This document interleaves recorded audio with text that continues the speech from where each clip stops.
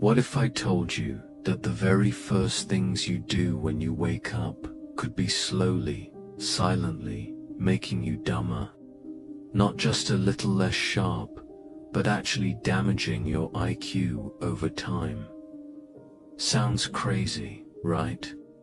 Stick around, because today we're diving into 3 common morning habits that are secretly sabotaging your brain power. So, what are these brain-draining culprits? Let's break them down. Habit number 1. The immediate phone check. You wake up, and before your feet even hit the floor, you're grabbing your phone. Sound familiar? This is arguably the biggest morning IQ killer. Why? Because you're immediately bombarding your brain with external stimuli before it's even had a chance to properly wake up and organize itself. Think of your brain like a computer booting up. When you check your phone first thing, you're forcing your brain into a state of constant reaction. This floods your body with cortisol, the stress hormone, and adrenaline.